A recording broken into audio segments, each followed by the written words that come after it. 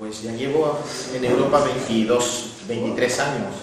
Salí muy joven, yo también, un poquito más joven que el maestro. Pero estuve muchos años, casi 6 años en Suiza, estudiando teología en Lucerna, no en Friburgo, no en la facultad de los dominicos, en Lucerna.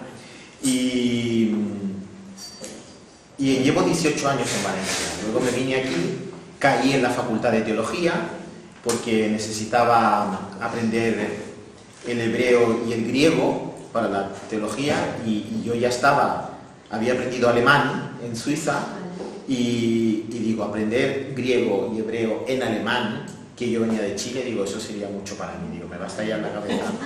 Y entonces pedí un año de venir a hacer aquí a España. Y bueno, es casualidad de la vida, pues llegué a la Facultad de Teología San Vicente Ferrer. En esa época estábamos todavía las dos secciones, la sección dominicos y la sección diócesis. Sabéis esto, ¿no? Que ahora estamos unificados, ¿no? Bueno, pues ahí terminé mis estudios, guiado por el padre Martín Genaver, y terminé mi licenciatura, hice mi doctorado, y bueno, ahora soy un simple profesor de teología en la facultad, doy ecumenismo, esa es mi especialidad. Y ahora, pues, junto con el provincial y el arzobispo, me han nombrado director de la cátedra Padre Yves Congar en la facultad. Y es una cátedra, pues, dedicada al estudio eclesiológico y el estudio del ecumenismo, del diálogo, que tenía esta impronta del Padre Congar, aquí del dialogar, debe encontrarse, de saber que en el otro, decía el Padre Congar, que en el otro hay verdad también, ¿no? Verdad de la vida, verdad del Señor, pero también la verdad de doctrina, de tradición, ¿no? Dirigiéndose a los otros hermanos de otras tradiciones, ¿no? Entonces, decía el Padre Congar, el ecumenismo es cuando sabemos reconocer en el otro que hay también verdad, ¿no? Que no solamente yo, como católico romano, tengo la verdad plena, ¿no? Es una verdad imperfecta. Tenemos que, decía el Padre Congar, complementarlas con las otras verdades. Y eso nos cuesta mucho reconocer que el otro tiene verdad, que las otras iglesias también tienen verdad. Pero bueno, entonces estoy ahí, estaba como, antes de nombrar esta cátedra, pues claro, hacer una cátedra tiene un poco más, vamos a decir, un poco más de nivel, ¿no? A nivel académico, pero yo continúo en los pasos y lo que fundó el padre Juan Bosch, ¿no? El padre Juan Bosch creó el Centro de Documentación Ecuménica Padre Congar. Entonces a mí, cuando estábamos en la sección dominico, me encargaron esto, el padre Martín y el padre Botella, sí me podía hacer cargo de un poquito de animar, después de la muerte de Juan. Juan fue mi profesor, también en Valencia, después de ¿Se oye bien? Sí. Después de la muerte del padre Juan, pues eso quedó un poquito ahí, vamos a decir, descuidado, nadie se hacía cargo de esto, y entonces me pidieron, y a mí también, que sentía esta vocación ecuménica, encantado, ¿no? Y a partir de ahí, pues llevamos muchos años, y ahora ya no es Centro Ecuménico Padre Congar, sino que es Cátedra Padre Congar. Y nos hemos trasladado a la facultad, ya no está en el convento. Entonces lo que hemos hecho, con un trabajo importante del padre provincial, es institucionalizar el Centro Congar. Es decir, que la orden de una vez lo asuma, ¿no? Como suyo, no como una idea del padre Juan Bosch, sino que sea una cosa de la orden de predicadores. Y eso lo he logrado con el esfuerzo y la ayuda de otro fraile que fue alumno mío y ahora es maestro de estudiantes, Moisés Pérez. Pues Moisés fue alumno mío, ahora es maestro, y con él pues el provincial se encargó de que lleváramos esto a cabo, este proceso de que la orden asumiera el centro CONCAT. Y así ha sido, aprobada por el Consejo Provincial y todo eso. Y esto nos ha costado también un camino de, no voy a decir de martirio, pero un camino de mucha oración, también de mucha conversión, porque a veces tenemos el enemigo en casa, ¿no? Y entonces estas cosas pues a veces son dificultosas, también porque no mucha gente, muchos frailes le interesa el tema del ecumenismo. Pero el provincial ha estado ahí firme y ahora estamos, yo le he pedido una de las cosas, digo, bueno, yo soy director, soy laico, yo no soy fraile, pues lo que le pido es que me mande algún estudiante de la orden que esté conmigo para que vaya siguiendo esto también y vaya despertando la vocación ecuménica, porque si el día que yo no estoy, pues va a pasar como Juan, ¿no? Y esto no puede ser, no tiene que ser de la... Y tengo dos frailes conmigo, hay un sacerdote, el padre Carlos Ávila, que es un argentino, que entró como sacerdote a la orden, está conmigo también en la parte de la cátedra de las tres religiones, también que la hemos vuelto a sacar adelante, y el fray Antonio Medialdea, que acaba de ordenarse diácono en diciembre. Él está terminando sus estudios, la licenciatura aquí en Valencia, y él está también trabajando en la cátedra. Por lo menos dos frailes ya están trabajando con esto, porque tiene que ser una cosa de la otra. Y ahí estoy. Y entonces parece ser que soy no el experto, pero el que nadie quiere hablar del ecumenismo, pues se me inviten a mí a hablar de ecumenismo. Pero yo encantado, yo encantado. Bien, pues no sé cuánto tiempo tenemos, yo ya empezaba a hablar. Si no me cortáis, hermanas, yo puedo estar aquí. ¿Cuánto tiempo? 3 cuartos de hora o 1 hora, por si tenemos preguntas, ¿no? Vale, entonces tenemos que acabar a las 6. Vale. Bueno, 6 y cuarto. Bueno. Según. Bueno, perfecto. Bien, pues yo, la verdad que cuando la hermana me pidió, yo encantado, aunque hay que reconocer que es un bonito momento de la Semana de la Unidad de los Cristianos, poder venir a hablar sobre la situación del ecumenismo, pero también me pilló con la agenda libre, porque suelo estar fuera siempre, y encantado de una semana a otra. La próxima me invito con más tiempo. Bien, yo no sabía un poco qué contarles, porque a lo mejor lo que saben ustedes, lo que conocen, lo que en este momento se está trabajando en el ecumenismo, lo que hemos logrado en el ecumenismo después del Concilio Vaticano II. Pero hay dos elementos importantes que a mí me gustaría compartir con ustedes esta tarde. Pues hay que dar gracias, y es una gran bendición de que nuestro Papa actual es un Papa de gestos ecuménicos. Sí, hay un elemento importante, que lo que ha hecho Juan Pablo II, Juan XXIII, ¿no? Si vamos a la historia, en que el concilio fuera ecuménico, invitar a otros hermanos de otras confesiones a las plenarias del concilio, eso ha sido un gran paso. Gran paso del Papa Juan era que, gracias a su ímpetu y a esa fuerza, con los hermanos, que hasta ese tiempo se hablaban hermanos separados, ¿no? El concilio asume un decreto dentro de sus documentos importantes, que es la Unitatis Redemptor Gratia.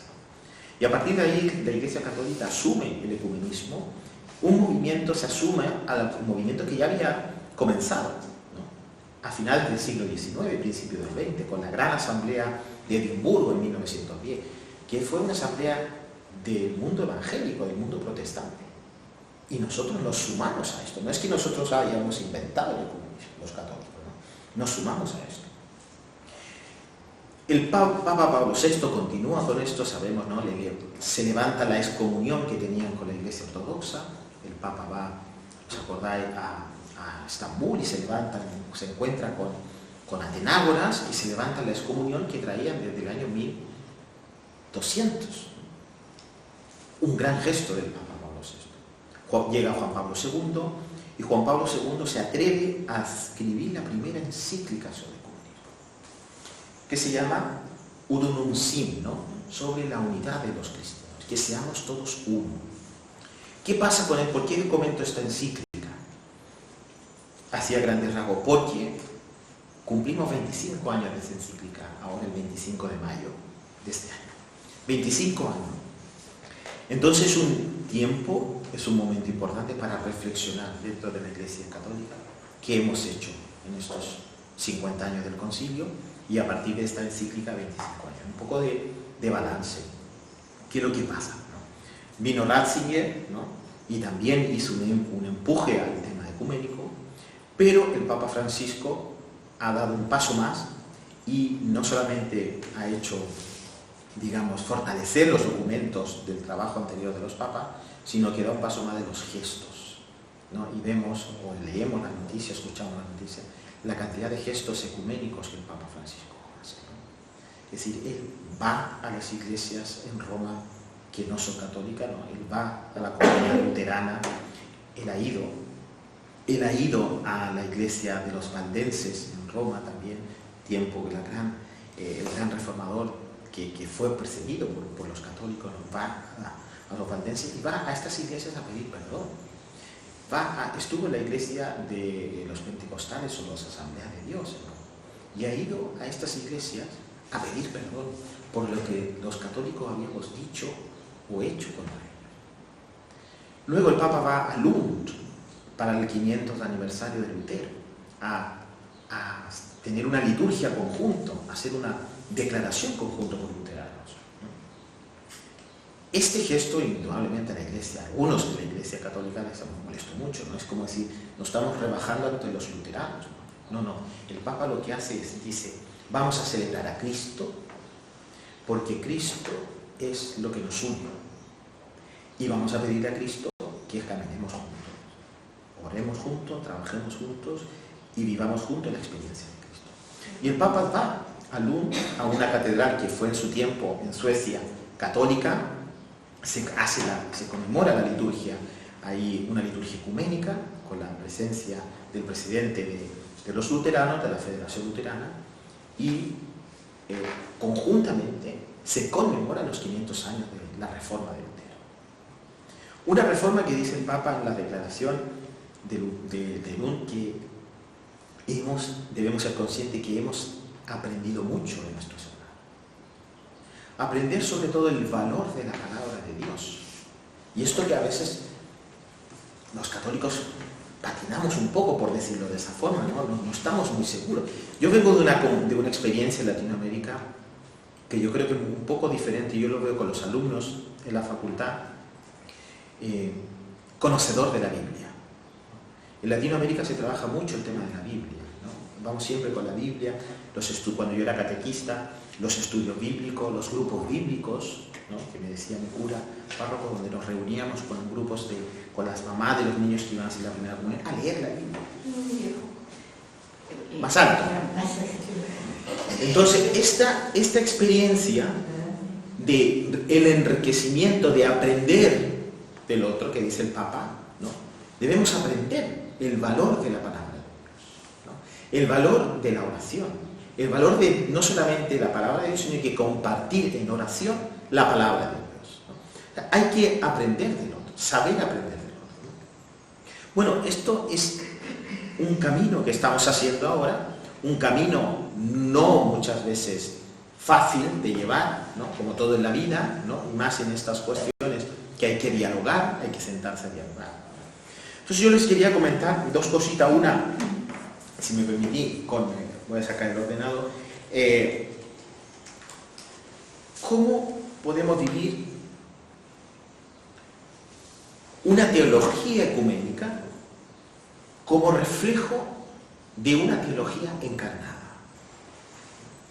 ¿Cómo esta teología ecuménica, ¿no? Claro, porque yo creo que por aquí ha estado profesores dominicos que han hablado antes del tema de la unidad, no voy a yo a repetir cosas, ¿no? Pero claro, hay una cuestión de la teología, ¿no? Cuando hacemos teología ecuménica queremos hacer la reflexión teológica sobre el ecumenismo. Es decir, somos buscar el camino hacia la unidad. Somos conscientes que el ecumenismo, como dice uno de los grandes ecumenistas españoles, Tony Matabós, dice, el ecumenismo está condenado al suicidio, ¿no? Dice, ¿por qué? El ecumenismo tiene que acabarse en algún momento, por lo tanto está condenado a la muerte, ¿no? Si no, el ecumenismo no va a ser eterno. Ecumenismo, ¿por qué? El ecumenismo es el camino hacia la unidad. Por lo tanto, nuestro deseo es llegar a la unidad. Por lo tanto, cuando lleguemos a la unidad visible, ahí está la diferencia, visible, ya no existirá más ecumenismo, porque ya vamos a estar juntos, unidos, visiblemente. ¿Y qué significa visiblemente? Estamos unidos por fundamento de la verdad, que es Jesucristo. Ese es el primer punto de unidad. Y para entender eso hemos casi trabajado 50 años para entender eso. O sea, ya hemos pasado del tiempo de la discordia, ¿no?, de las peleas, de insultarnos, de decirnos a otros una cosa y del otro lo peor todavía, sino que ahora estamos viviendo el tiempo de la convergencia, es decir, de encontrar un punto en el cual compartimos y a partir de ese punto caminar juntos. Por lo tanto, hay una unidad que yo a mis alumnos les digo, esta unidad que ya tenemos por la fe, por el bautismo, que somos seguidores de Jesucristo, somos cristianos porque seguimos a Cristo, porque creemos en Cristo, ese sello que ya tenemos en vez de nuestra fe del bautismo, ese sello es un sello de unidad. Ese sello no se rompe jamás. ¿Qué pasa con ese sello actualmente? Está herido. Tenemos una unidad herida, pero no tenemos una ruptura de unidad, porque Cristo no se parte, Cristo es uno solo.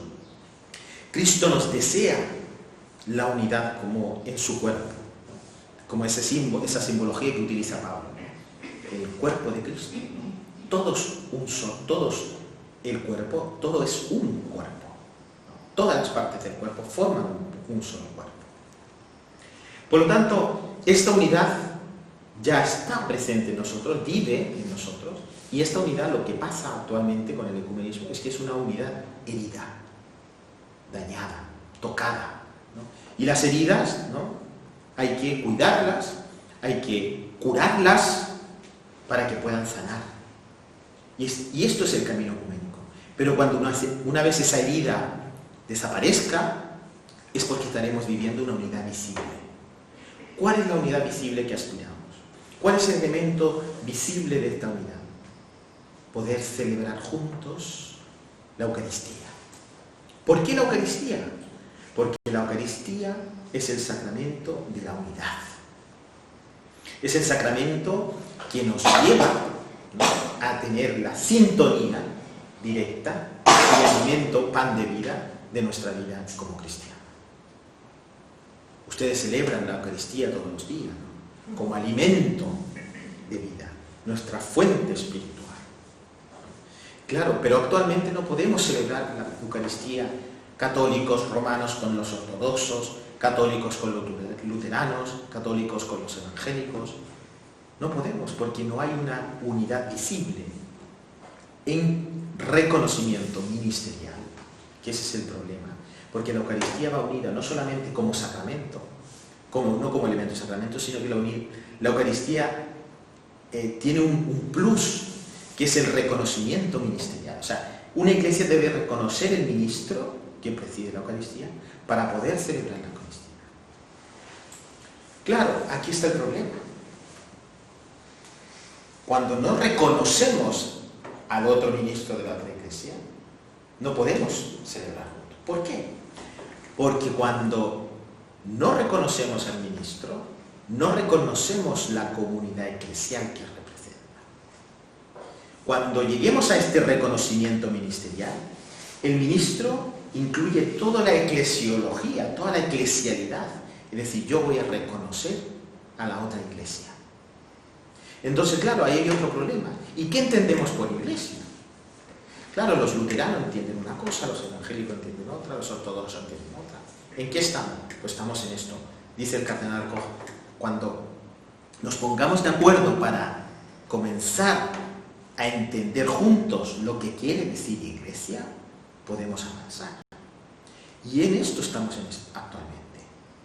Tenemos un fundamento en la fe, en el credo niceno-constantinopolitano, que dice: creo que en la Iglesia santa, católica, apostólica y romana vive Dios, ¿no? Está la experiencia de Dios. ¿no? Es nuestro fundamento del credo, ¿no? Aunque sabemos que la traducción del latín creo en la Iglesia no es que yo tenga que creer en la Iglesia, ¿no? Sino que creo en que yo estoy en la Iglesia viviendo esa fe trinitaria, ¿no? Bueno, pues esa Iglesia es una, con Cristo, santa, católica y apostólica. Y en esto estamos de acuerdo todos. En esto estamos todos de acuerdo. Que es una Iglesia, que es Cristo es la cabeza, que es santa porque le asiste el Espíritu Santo, apostólica porque hay un seguimiento de los apóstoles, y ahí está el tema, la sucesión apostólica. Entonces, cuando afirmamos esta apostolicidad, estamos refiriendo a la sucesión apostólica. Entonces, hay algunas iglesias que se plantean y se dice, bueno, aquí no hay sucesión apostólica en la ordenación de los ministros. Se ha cortado la sucesión apostólica. Problema. La sucesión apostólica, ¿quién la concede para nosotros? El obispo, ¿no? El obispo son los sucesores de apóstoles. Por lo tanto, cuando hay una ordenación ministerial, tiene que haber una imposición de manos de parte del obispo. Entonces la pregunta es, ¿y el ministro de la iglesia evangélica de mi barrio, el pastor, tiene imposición de mano en sucesión apostólica de su iglesia? En algunas, claro que no. ¿Qué pasa con la iglesia anglicana? La iglesia anglicana, podemos pensar que sí mantiene una sucesión apostólica, porque cuando aparece la iglesia anglicana, la ruptura con Roma, a partir de Enrique VIII, dentro de la iglesia de Inglaterra, queda un obispo católico. Por lo tanto, ese obispo católico sigue ordenando, por lo tanto hay sucesión apostólica. Luego se rompe, pero bueno, la sucesión viene, porque la sucesión, la apostolicidad, en este sentido ministerial, la da el obispo, el que ha sido impuesto por las manos. Bueno, pero ese es un elemento de la apostolicidad, pero la apostolicidad también de la Iglesia es el anuncio, ¿no? Ser santa, católica, apostólica, ¿no? Del apóstol, ¿cuál es la función del apóstol? Anunciar, ¿no? Bien, pero todos esos elementos de fe están hoy como un gran acuerdo, como un reconocimiento de todos. Por lo tanto, hay que caminar en este camino hacia el reconocimiento eclesial y ministerial, ¿no? El cardenal Koch y el cardenal Casper hace unos años atrás, y el cardenal Koch decía hace unos meses atrás, el cardenal Koch es el presidente del Pontificio Consejo para la Unidad de los Cristianos, ha estado en Valencia visitándonos, y ahora viene en junio a la inauguración oficial de la cátedra Yves Congar. Y decía el cardenal, dice, bueno, habrá que estar pensando que en estos ministerios que las otras iglesias tienen, hay acción del Espíritu Santo. Por lo tanto, si hay una acción del Espíritu Santo, aunque no sea por imposición de manos, habría que reconocer de alguna manera que esa acción del Espíritu Santo actúa en ellos. Esto es una gran cosa, porque es un avance. O sea, en un ministerio en el cual se invoca al Espíritu Santo, la comunidad eclesial lo acoge, está formado y recibe esta vocación de ministro, y es un ministro elegido por su iglesia, pues es una cosa muy seria. No se puede decir, bueno, pues este hombre... No, estoy hablando de las iglesias históricas, ¿eh? Otra cosa es la comunidad de la iglesia evangélica, que pueden haber algunos barrios que esto hay que mirarlo un poco con lupa, ¿no? Es decir, bueno, ¿usted de dónde viene? ¿De cuál es su raíz?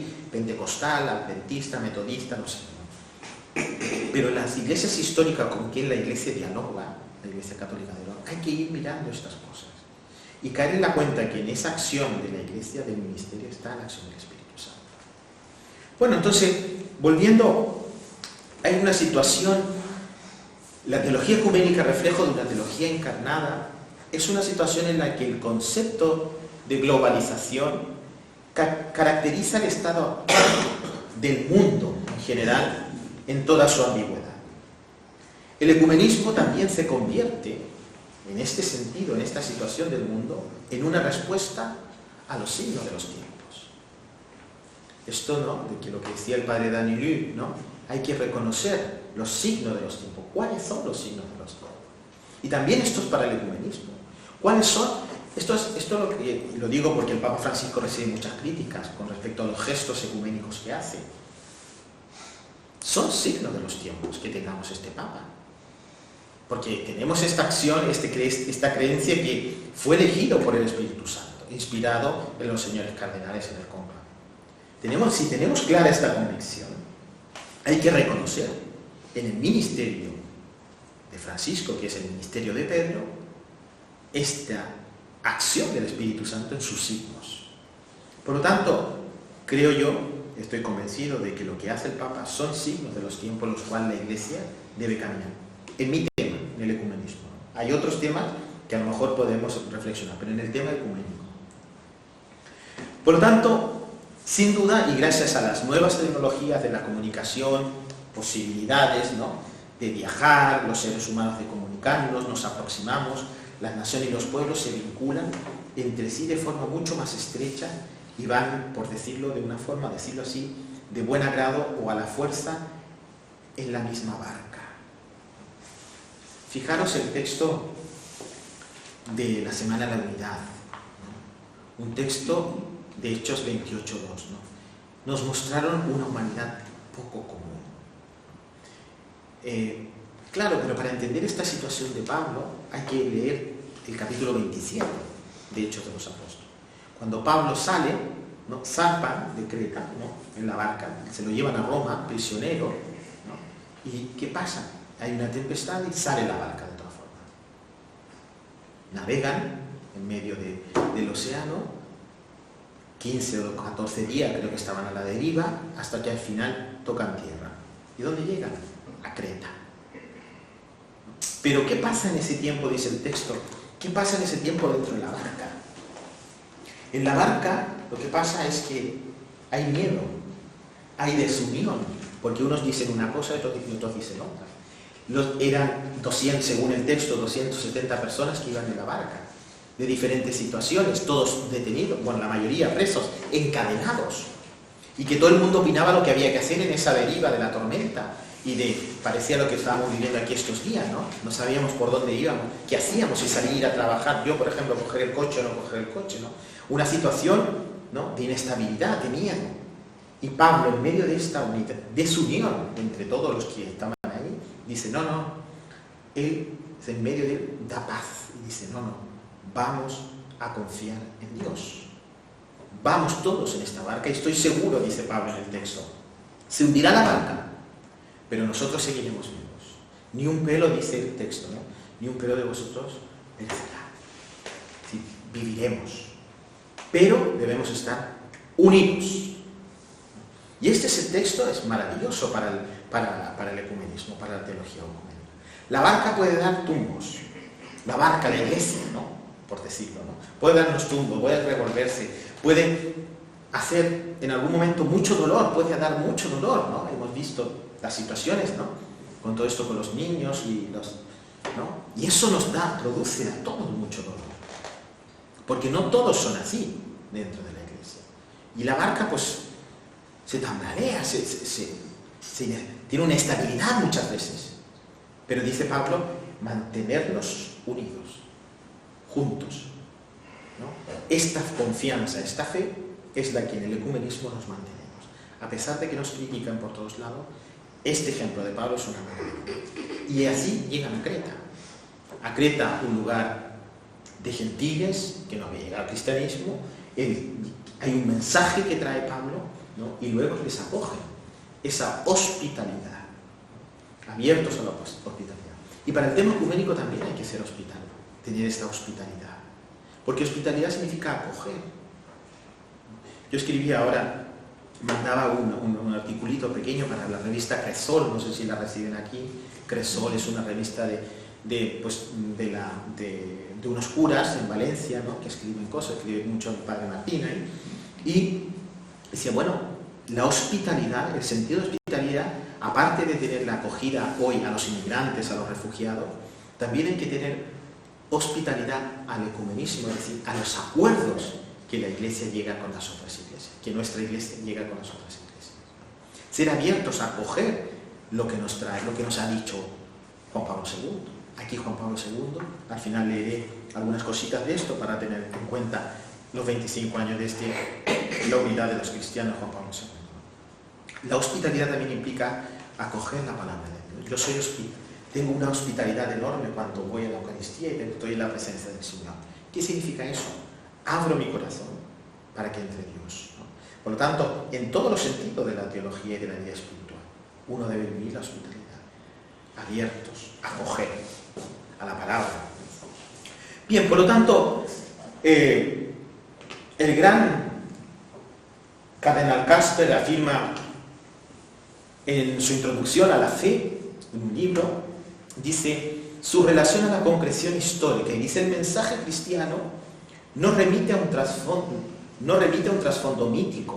místico o metafísico, sino dice a la historia concreta, a la historia de Abraham, a la historia de Israel y sobre todo a la historia de Jesús de Nazaret, estando perennemente ligado con que en aquel tiempo sucedió y se dijo de una vez para siempre, ¿no? Por lo tanto, esta vinculación, esta concreción del mensaje cristiano se encarna históricamente en la persona de Jesucristo, que es la que hasta ahora conocemos, ¿no? A través de esta concreción encarnada en Jesucristo. En este sentido, por lo tanto, cabe bien recordar las características que se encuentran en una teología que muestra la salvación de Dios. René Latour, un autor del Diccionario de Teología Fundamental, dice que el carácter histórico, dado que la revelación se produce de historia y a través de la historia, por lo tanto la teología debe mantener ubicada en la historia de la salvación. No hay teología sin referencia al deseo salvador de Dios. En segundo lugar, su carácter cristológico, el centro de Cristo, Él era el que tenía que venir en las Escrituras y con Él llega la plenitud de la salvación. Y en tercer lugar, su carácter eclesiológico, y ahí entra tanto el fundamento de la fe, como decía yo antes, y el elemento eclesiológico del tema ecuménico. Desde la Iglesia se busca comprender la palabra de Dios. Por lo tanto, hemos de mantener una reflexión teológica siempre en relación con la Iglesia. Y por último, dice su carácter antropológico. La revelación de Dios habla a lo más profundo del hombre. Cada vez que se dice algo de Dios, se está diciendo algo del hombre. Dios mismo ha decidido encarnarse. Además, habiendo elegido Dios manifestarse por medio de esta encarnación, brinda elementos para afirmar que el conocimiento del hombre y su experiencia hablan de los misterios de la vida divina. Así entendemos que la revelación se hace presente mediante la historia humana y forma la historia de la salvación. Es con el mismo acto de revelarse que el Dios trinitario se muestra en la historia de salvación. En este punto nos encontramos en un doble riesgo. Aunque la teología debe reflexionar sobre la historia de la salvación, este es un discurso sobre Dios, pero sobre Dios conocido por medio de una economía. Dos excesos amenazan la teología: o reducir la teología a una historia de salvación y renunciar así al misterio de Dios, o construir una pura teología sin referencia a la historia, con el riesgo de olvidar que Dios se revela en una economía. ¿Qué quiere decir con esto? ¿Por qué no se habla de esto con el ecumenismo? Porque la realidad histórica que hemos vivido en las divisiones es una realidad que está en la historia del hombre y en la historia de la Iglesia. No podemos ir en contra de esto, no, es la historia. Y como lo vivimos hoy, es como hay que cogerlo, con un contexto histórico, lo que se dijo, lo que se habló, lo que se pronunció en ese momento, y lo que tenemos hoy. ¿Qué es lo que tenemos hoy desde esta historia, desde esta división, desde este dolor? Pensamos igual que hace 500 años, como se pensaba en la época de Lutero, que Lutero pensaba una cosa para renovar la Iglesia, y luego Trento contraatacó a Lutero. Hoy no estamos en esa situación, pero forma parte de nuestra historia. Por lo tanto, tenemos que reconocer que en esa historia ha estado la acción de Dios también. Por eso el Papa Francisco decía a los 500 años, hay que reconocer que en el otro también podemos, y el Padre Congal, que del otro podemos aprender. Hay riqueza, hay verdad. ¿Qué hemos llegado a? ¿Qué es lo que de esta encarnación, de esta situación que hemos vivido en Cristo y en la Iglesia? ¿Qué podemos decir hoy? Dice Juan Pablo II, mientras prosigue la acogida a los resultados alcanzados, dice, mientras prosigue el diálogo sobre nuevos temas o se desarrolla con mayor profundidad, tenemos una nueva tarea que llevar a cabo.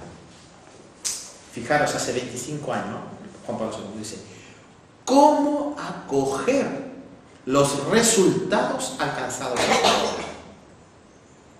Aquí está el tema del texto de esta Semana de la Unidad. Nos acogieron con una humanidad poco común. Parece que con las cuestiones ecuménicas la Iglesia tiene una apertura, una humanidad no poco común. Es reacia a recibir esto. Pero Juan Pablo II dice en el número 80, si después queréis volver al texto, ¿cómo coger los resultados alcanzados hasta ahora? Estos no pueden quedarse en conclusiones de las comisiones bilaterales, es decir, de las comisiones de los expertos, sino que deben llegar, y dice Juan Pablo, a ser patrimonio común. Patrimonio común. Para que sea así y se refuercen los vínculos de comunión, es necesario, y dice, un serio examen que de modos, formas, formas y competencias diversas abarque a todo el pueblo de Dios. En efecto, dice, se trata de cuestiones que con frecuencia afectan a la fe y éstas exigen el consenso universal que se extiende desde los obispos a los fieles laicos, todos los cuales han recibido la unción del Espíritu Santo. En el mismo Espíritu, ese mismo Espíritu, que asiste al magisterio y suscita el sensus fidei. Para acoger los resultados del diálogo es necesario, pues, un amplio y cuidadoso proceso crítico que los analice y verifique con rigor su coherencia con la tradición de fe recibida de los apóstoles y vivida en comunidad. Este proceso, que debe hacerse con prudencia y actitud de fe, es animado por el Espíritu Santo para que tenga un resultado favorable. Es necesario que sus aportaciones sean divulgadas oportunamente por personas competentes, etcétera, etcétera, etcétera. El número 80, 81, 82 son números en los cuales el Papa empuja a acoger, a vivir la hospitalidad de los acuerdos ecuménicos. Porque tenemos muchos críticos en esto.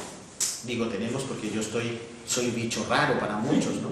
Esto es tema de eso están chiflados, si lo que tienen que hacer es que vuelvan a la Iglesia Madre,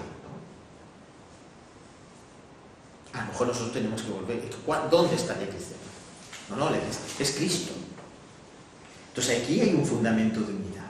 Entonces hay que tener a veces mucho cuidado cuando, es que esto ya pasó.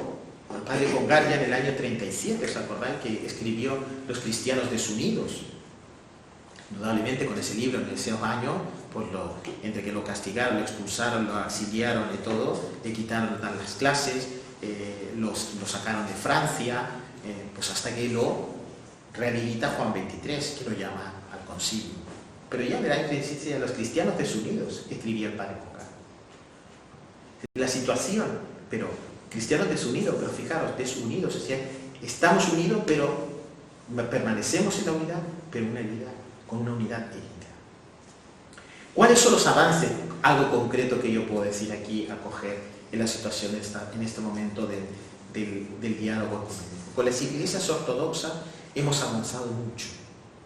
Hemos avanzado mucho y el último gran documento que existe del 2016 es el documento de Chieti, que, bueno, sabéis que los documentos siempre se se apellidan con una ciudad donde se hacen los documentos de estas comisiones, ¿no? Y se llama el documento de Getty, que habla de la sinodalidad, ¿no? El acuerdo que hay entre la Iglesia Católica y Ortodoxa. Hay un acuerdo en ese documento, que es que nos ponemos de acuerdo en la sinodalidad de la Iglesia en el primer milenio. Bueno, y dice, bueno, el primer milenio, hombre, estamos ya en el segundo. Bueno, pero es que resulta que hay que ir atrás en la historia para ir sanando esta herida que comentaba al principio. Entonces tenemos que decir, hombre, estábamos de acuerdo hace 1000 años. Bueno, pues con esa unidad de hace 1000 años vamos a caminar hacia el segundo milenio. ¿Y qué en esta sinodalidad? ¿Y qué es lo que está buscando el Papa Francisco hoy? ¿Qué es lo que está haciendo, digamos, tenerlo presente en todo su apostolado? Este planteamiento de la sinodalidad de la Iglesia. Esto lo teníamos antes, antes del cisma. Después lo hemos perdido, la Iglesia Católica. Y ahora, el Concilio Vaticano no habla de sinodalidad. El Concilio Vaticano II habla de colegialidad, no de sinodalidad, que no es lo mismo. Pero que la sinodalidad no rompe lo que es la colegialidad tampoco. O sea, una cosa es la comunión, otra cosa es la sinodalidad, y otra cosa es la colegialidad. Y otra cosa, la acción, la koinonía. Bueno, pues todos estos elementos vamos trabajando con la Iglesia Ortodoxa, porque la Iglesia Ortodoxa nunca lo ha roto. El Papa Francisco nos cansa de decir, tenemos que aprender de nuestros hermanos ortodoxos la forma de sinodalidad que tienen. Nosotros hemos roto muchas veces, o sea, ya, bueno, ahora la estamos recuperando. Pero ¿qué significa sinodalidad? Estamos ahora en el sínodo, me imagino que le habrán encomendado oraciones por el sínodo diocesano, ¿no? ¿Qué significa esta sinodalidad? Sinodalidad significa caminar juntos. Caminar juntos significa, ¿qué significa? Sentarnos y hablar juntos sobre un tema concreto y tomar decisiones en conjunto. Esta sinodalidad, porque muchas veces la colegialidad es lo que dice uno y los demás lo hacen. O sea, colegialmente nos unimos a la cabeza, perfecto, pero en los temas de la vida eclesial la sinodalidad es un paso más, es escuchar y entre todos llegar a una conclusión. Esta vida sinodal la Iglesia Ortodoxa nunca la ha perdido. Por lo tanto, con la Iglesia Ortodoxa hemos aprendido estos elementos, y el Papa Francisco dice, hay que mirar los hermanos de la Iglesia Ortodoxa. Con la Iglesia Ortodoxa tenemos muchos puntos en común en los sacramentos, ¿no? Casi todos tienen todos los sacramentos, ¿no? Hay una gran diferencia que a lo mejor deberíamos aprender en el futuro, no lo sé. No, aquí estoy diciendo esto, corte las manos después. Por ejemplo, el tema de los ministerios. Sabéis que en los hermanos ortodoxos, cuando entran al seminario, puede entrar soltero y con novia. Puede tener una novia el seminarista, pero tiene que decidir a casarse, si se va a casar o no con esta novia, antes de recibir la ordenación diaconal. Entonces, antes de recibir la ordenación diaconal, si quiere casarse, se casa y después recibe la ordenación diaconal y luego el presbiterio.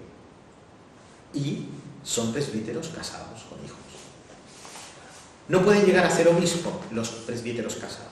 Solo en la Iglesia Ortodoxa los obispos son célibes, como la nuestra. Y el Papa Francisco por ahí ha dicho alguna vez, hay que mirar también este elemento de los ministerios casados. Bueno, esto es algo que hoy en día sabemos, ¿no?, que está ahí encima, con el sínodo de la Amazonía que hubo en Roma, ¿no?, la situación.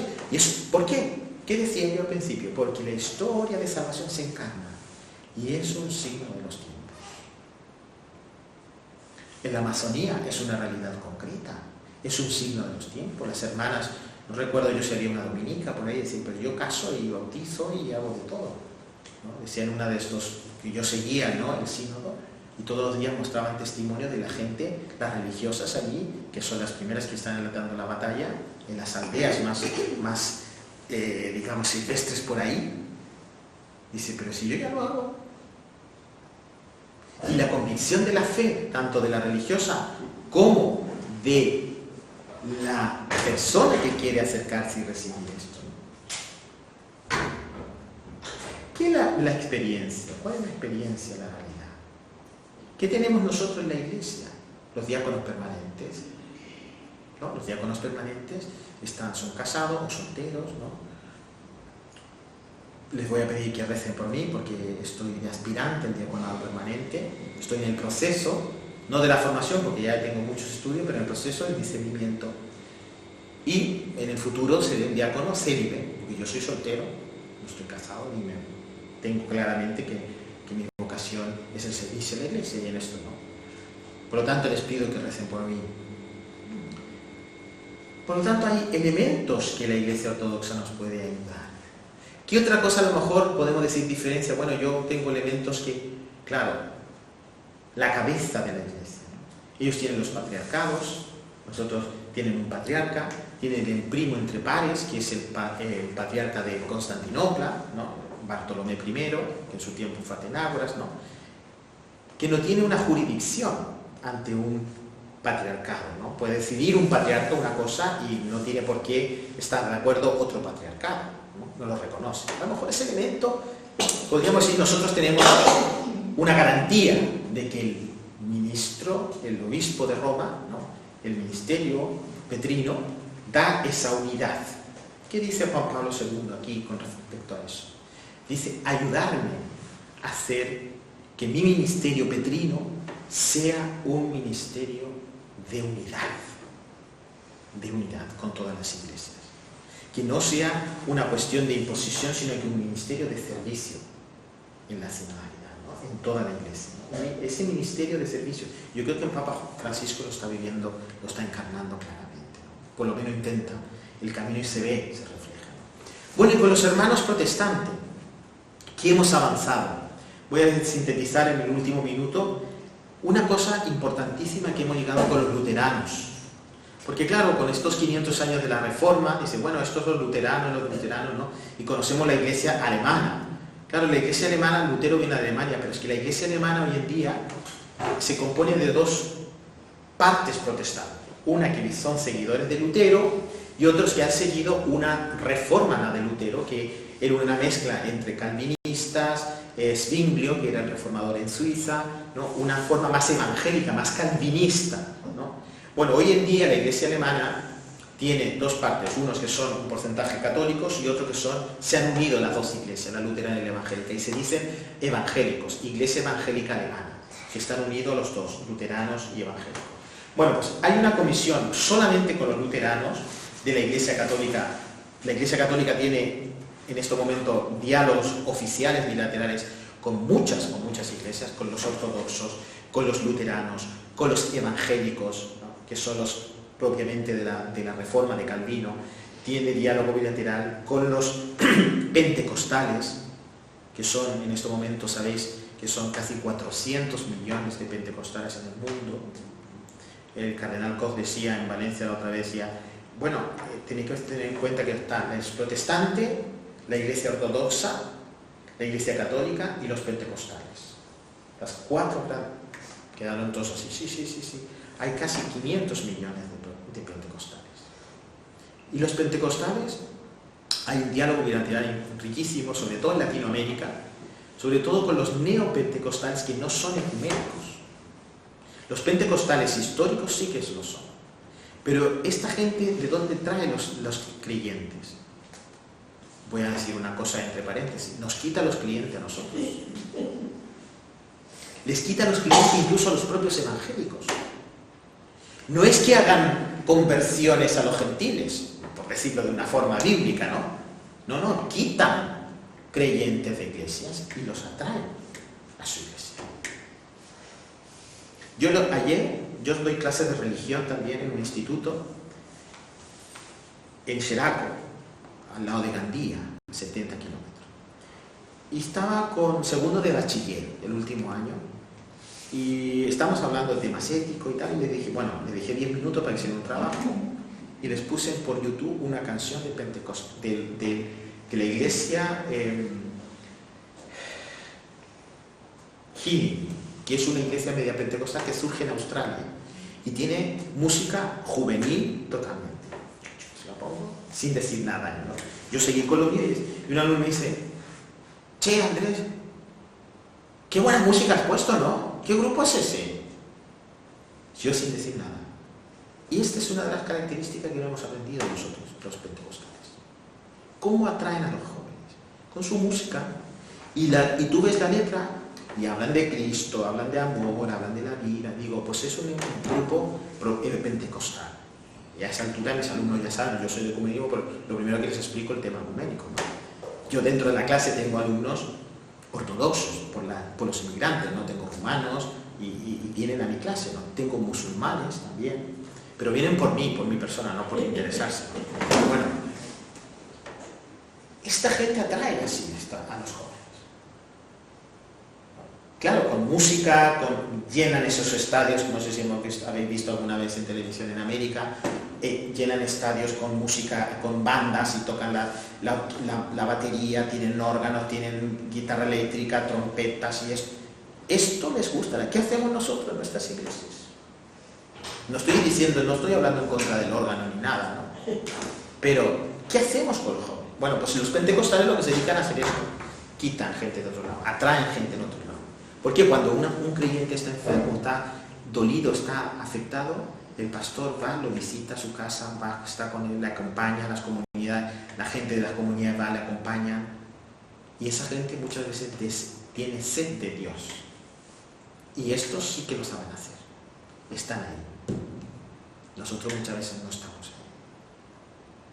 Entonces, esto atrae a las demás personas. Es que me han oído cuando yo tenía un problema. Es que me han escuchado cuando yo tenía un problema. Han venido a mi casa y han rezado juntos. Hemos pedido juntos a Dios. Por eso, tenemos que aprender, claro. Bueno, pues tenemos con los pentecostales, con los metodistas, con los evangélicos más radicales, los que se les llama los evangelicals. Los evangelicals son estos grupos evangélicos de la tercera o la cuarta reforma que surgen en Estados Unidos y leen la Biblia literalmente y hacen la vida literalmente bíblicamente. Estos son muy radicales, claro, porque en la Biblia a veces hay cosas que hay que interpretarlas, ¿no? No podemos leer y decir, pues va a pasar así, ¿no? O sea, acordaros de esto, bueno, si tu mano es motivo de pecado, córtatela, ¿no? Esto no lo podemos hacer, ¿no? Hay que interpretar, ¿no? Todas estas cosas, bueno, pues estos evangélicos son muy, digamos, conservadores, tradicionales en esta radicalidad del texto literal de los evangelios. Con ellos también tenemos diálogo de la Iglesia Católica.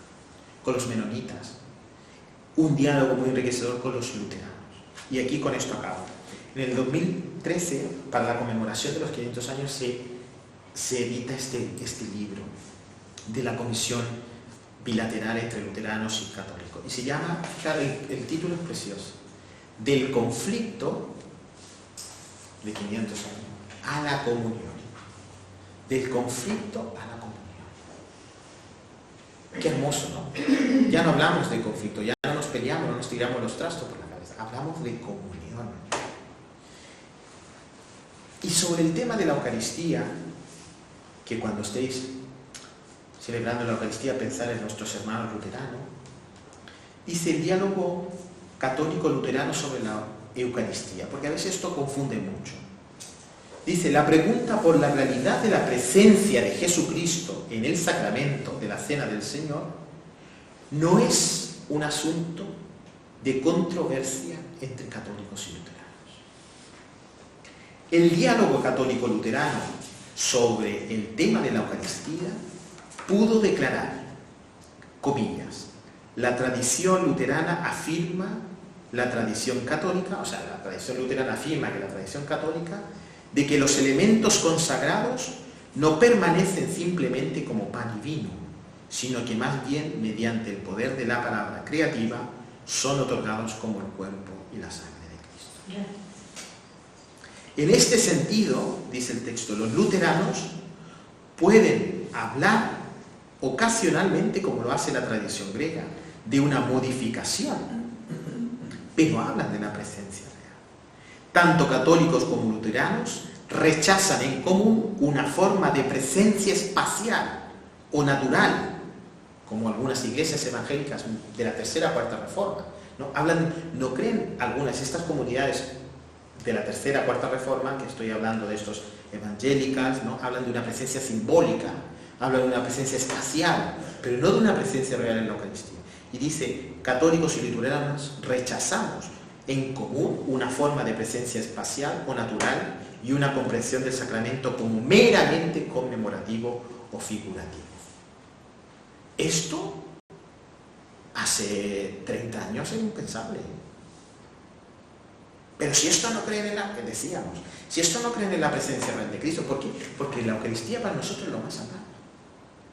Porque ahí está el pan de vida, el alimento del cuerpo y de la fe. Por lo tanto, que nos toque la Eucaristía a nosotros nos duele, ¿eh?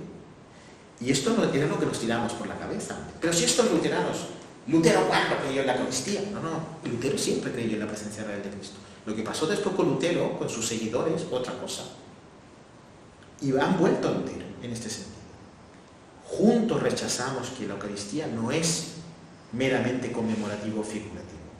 Por lo tanto, tanto luteranos como católicos pueden afirmar en conjunto la presencia real de Cristo en la Cena del Señor. En el sacramento de la Cena del Señor, Jesucristo, verdadero Dios y verdadero hombre, está presente total y enteramente con su cuerpo y su sangre, bajo los signos del pan y del vino. Esta declaración en común afirma todos los elementos esenciales de la fe en la presencia eucarística de Jesucristo, sin adoptar la terminología conceptual. ¿Cuál era el problema que tenía Lutero? ¿El concepto de qué? De la transubstanciación. Ese era el problema que tenía. Pero es un problema metafísico, porque es un término, pero no es el carácter que implica la Eucaristía y la presencia real. Por lo tanto, si ese es un concepto que no modifica nada, no lo usemos. Es lo que pasó con el tema del Filoque, del Espíritu Santo, con los ortodoxos. Uno de los grandes problemas decía, el credo. Es que los católicos decís que, mira, fijaros en la discusión teológica. ¿De dónde viene el Espíritu Santo? ¿Qué decían los ortodoxos en el credo de Niceno Constantinopolitano? Dice, creo en el Espíritu Santo que proviene del Padre. Punto. Y después dice, y que con el Padre y el Hijo. ¿Qué decimos nosotros en la tradición latina? Creo en el Espíritu Santo que procede del Padre y del Hijo. Ese y del Hijo ya fue un problema. Pero el sentido, lo profundo, ya lo dijo Ratzinger, no afecta. ¿Qué es lo que intentamos hacer en esa traducción? Intentar explicarlo. De que el Espíritu Santo proviene del Padre y del Hijo. Bueno, es que hay una explicación, es que Dios le concede al Hijo todo el poder y la acción salvífica. Por eso dice, es para no minorizar al Hijo. Pero dice la Iglesia Ortodoxa que no es necesario, si el Espíritu viene del Padre. Y junto con el Padre y el Hijo, proceden de una misma forma, naturaleza. Para explicar eso, tema del concepto de la transubstanciación también, no afecta nada, no altera nada. Pues eso hemos llegado a este acuerdo. Dice, de esta forma católicos y luteranos entiende que el Señor exaltado está presente en la cena del Señor en el cuerpo y la sangre que Él ofreció con su divinidad y su humanidad mediante la palabra de promesa, en los dones del pan y del vino, en el poder del Espíritu Santo para su recepción mediante la congregación. Esto es un gran avance. Esto es un gran avance. Pero, el pero viene que no podemos celebrarlo juntos. ¿Por qué? Porque no hay un reconocimiento ministerial. Yo no reconozco que el otro, el ministro de esa iglesia, está ordenado o situado ministerialmente por la tradición que yo mantengo. Fijaros, o sea, hemos empezado un problema gordo, tenemos resuelto este problema, por decirlo de una forma, pero nos quedan, como digo yo, los flequillos sueltos, ¿no? Que son importantísimos, claro. El tema del ministerio, el ministro implica eclesialidad, ¿no? Por lo tanto, una complejidad eclesial del concepto de iglesia. ¿Pero hemos avanzado? Claro que hemos avanzado. Después de 25 años que Juan Pablo II nos dice acoger los acuerdos. Por favor, en el fondo se dice por favor acogerlos. Pero ¿qué pasa con los acuerdos del ecumenismo? Nadie sabe nada. Nadie se entera. ¿Y cuál es una de las razones que tenemos que dar gracias a Dios que en la Facultad de Teología en Valencia tienen los seminaristas y todos los que estudian teología la asignatura de ecumenismo? Qué bien. Tienen 2 horas a la semana, solo 2, yo me conformo. Digo, no es claro, no es comparado con otras asignaturas que son todas muy importantes. Pero claro, moral tiene 4, derecho canónico no sé cuánta, no sé. Ecumenismo 2 horas. Bueno, no importa. pero les hago leer mucho a los alumnos, porque si no, no llego, ¿no? Era obligatorio este año, a los 25 años, leer esto y contármelo, contármelo. Bien, pues hermana, yo puedo hablar mucho todavía, pero ya nos hemos pasado, madre mía. Como buen latino me enrollo, pero os ha quedado clara una cosa por lo menos, ¿no? Que ya hemos llegado a una parte importantísima. Y si tenéis la oportunidad de leerlo, de conflicto a la comunión. No sé si lo podéis acceder, pero es muy barato, lo podéis pedir en la librería. Del conflicto a la comunión. El nombre ya es una maravilla, ¿no? Que hemos pasado del conflicto a la comunión.